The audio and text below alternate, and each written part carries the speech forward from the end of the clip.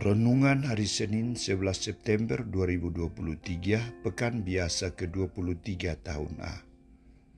Taat terhadap hari Sabat dan harus berbuat kasih. Bacaan pertama diambil dari kitab Surat Paulus kepada jemaat di Kolose bab 1 ayat 24 sampai bab 2 ayat 3 dan bacaan Injil dari Injil Lukas bab 6 ayat 6 sampai 11. Umat beriman yang terkasih, orang yang baik budi dengan orang yang jahat selalu berbeda.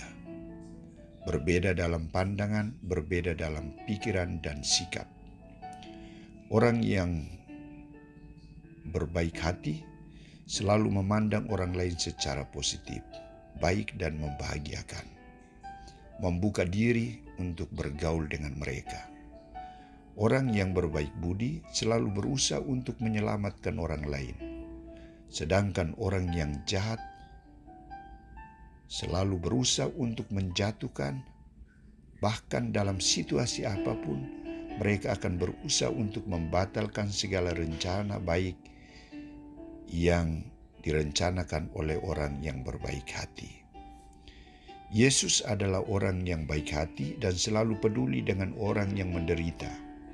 Hidupnya dipersembahkan untuk mengangkat orang yang menderita menjadi baik, berguna, dan setara dengan orang lain. Orang-orang Farisi dan ahli-ahli Taurat adalah tokoh yang ditokohkan tetapi memiliki sifat yang jelek dan sikap yang jahat. Mereka tidak sepaham dengan Yesus. Mereka selalu memandang secara negatif terhadap Yesus dan perbuatan-perbuatan Yesus. Saudara-saudariku terkasih, Santo Lukas menampilkan niat baik Yesus ketika ia masuk ke rumah ibadat untuk mengajar.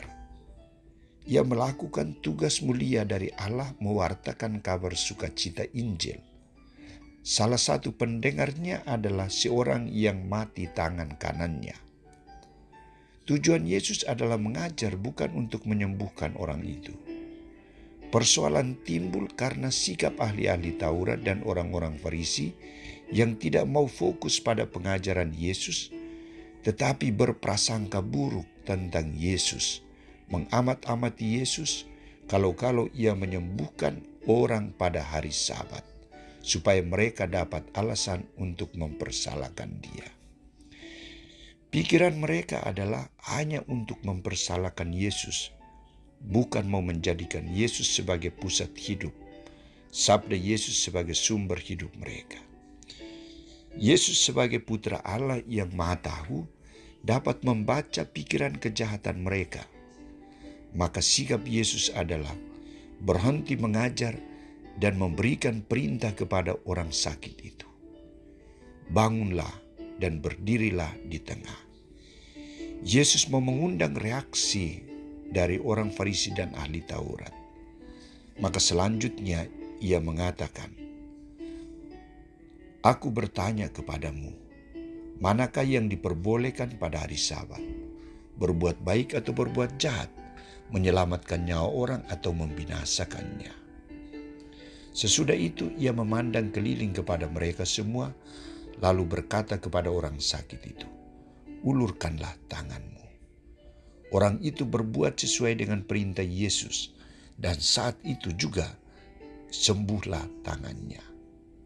Saudara-saudariku terkasih, dari sikap Yesus ini, ia mau mengajarkan kepada orang Farisi dan ahli-ahli Taurat tentang nilai tertinggi dari hari Sabat, yakni kasih.